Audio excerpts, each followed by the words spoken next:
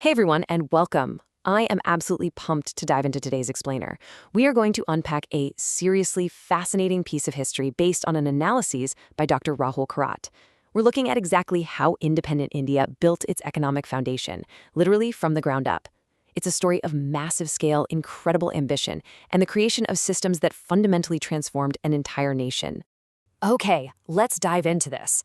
The phrase temples of modern India is a deeply powerful metaphor, famously used by India's first Prime Minister, Pandit Jawaharlal Nehru. But he wasn't talking about literal places of worship. He was talking about the massive infrastructure projects, the giant factories, and the colossal dams that were being built across the newly independent country. He essentially saw these enormous engineering feats as the true sacred sites of a modernizing society. So, to understand how this all came together, here's our roadmap for today. 1. Vision for a new India. 2. The modern temples defined. 3. Industrial and energy backbone. 4. Defense, tech, and finance.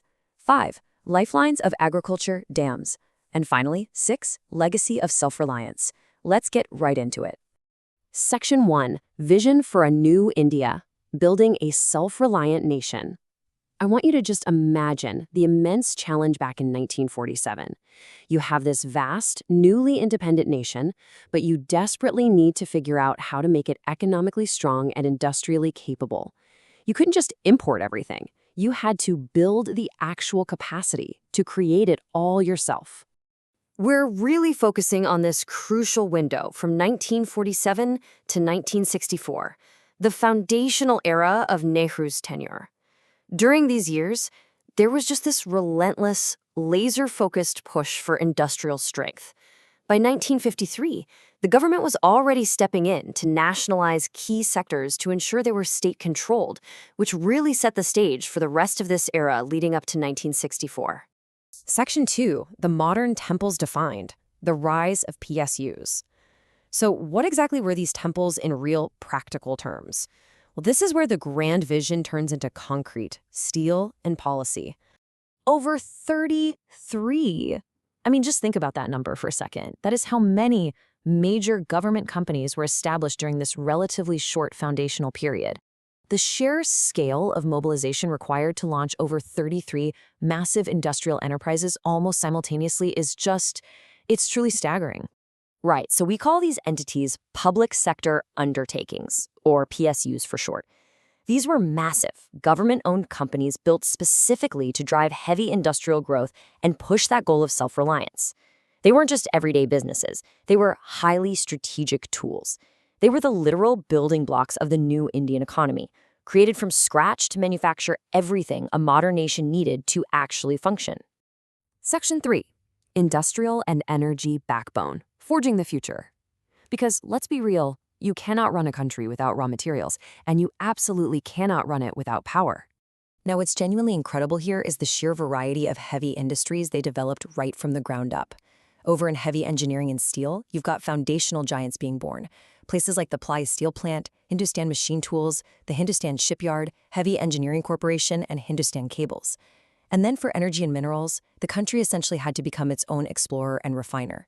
So they built the Oil and Natural Gas Corporation, ONGC, Indian Oil Corporation, IOCL, the National Mineral Development Corporation, and Bharat Earth Movers Limited.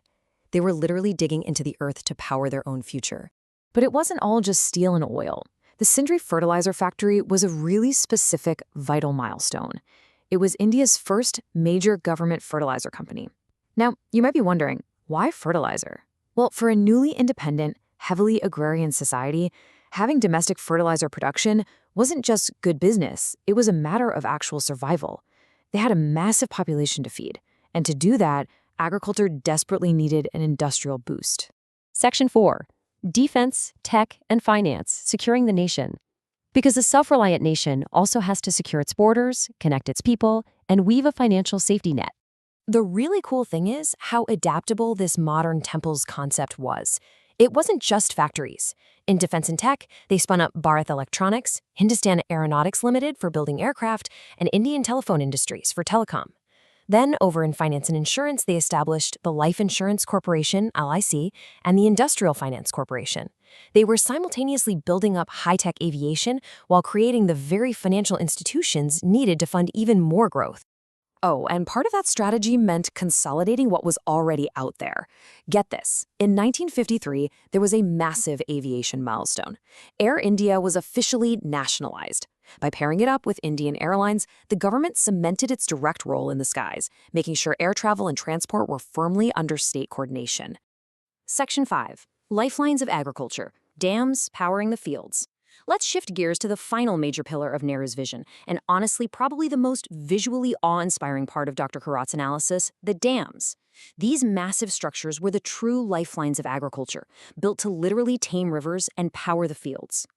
And this brilliantly illustrates the sheer, unadulterated engineering ambition of the time. You have the Brakranangal Dam on the Sutlej River, which is one of the world's tallest gravity dams. And then you have the Hirakud Dam on the Mahanadi River in Odisha, taking the title for the world's longest earthen dam. We are not talking about small local projects here. These were monumental, global-scale engineering marvels. They are the physical, concrete embodiment of that era's grand vision.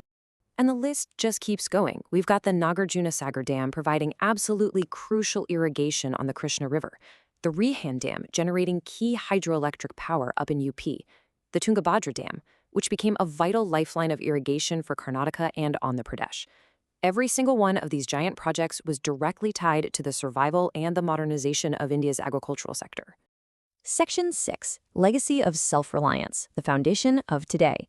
When we step back and look at all of these factories, these institutions, and these colossal dams, what is the ultimate legacy of this whole era?